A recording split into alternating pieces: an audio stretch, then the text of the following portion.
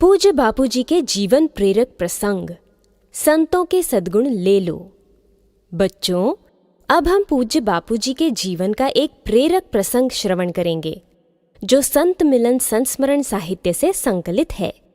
इसका शीर्षक है संतों के सद्गुण ले लो। ईश्वर प्राप्ति के बाद हम जब अहमदाबाद में आए और मोक्ष कुटीर बनाया, तब पड़ोस में एक महाराज रहते थे। मेरे पास बहुत लोग आते थे। ये देखकर उन्हें ईर्ष्या के कारण तकलीफ होती थी। वे अपशब्द बोलते थे तो उन्हें ही अशांति हो जाती थी। रात्रि को उन्हें नींद भी नहीं आती थी। फिर वे अपने चेलों को भेजते, या आशाराम को बुलाओ।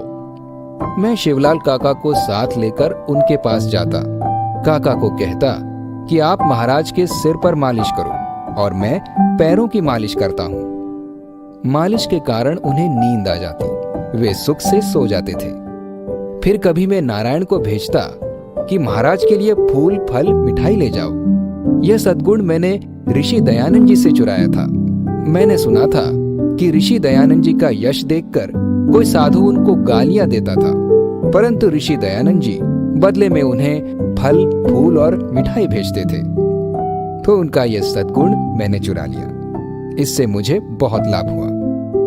वे महाराज जब संसार से विदा हुए, तब भी मैं उनके आश्रम में गया और उनकी अंत्येष्टि कैसे करनी चाहिए इस विषय पर उनके भक्तों को मार्गदर्शन दिया तथा व्यवस्था करके अंतिम दर्शन के लिए अर्थी निकलवाई। अर्थी को कंधा भी दिया और उसे अपने आश्रम में भी लाया। मेरे गुरुजी के भी सद्गुण मैंने बहुत चुराए।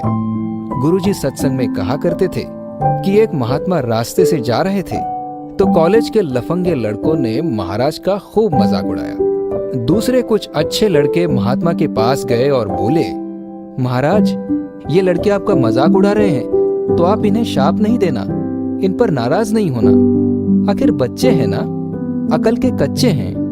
महाराज ने कहा, इन्होंने तो मजाक किया, परंतु मैंने उसे लिया ही नहीं। मुझे इनका माल पसंद ही नहीं आया तो मैंने लिया ही नहीं।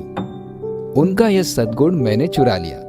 तो मेरे लिए भी कभी कोई कुछ बोलता है तो मुझे यह बात याद आती है कि मैं उनका खराब माल क्यों लूं। तो बच्चों, आपके लिए भी अगर कोई गलत बोले या बुरा सोचे तो आप उनके लिए अच्छा ही सोचना।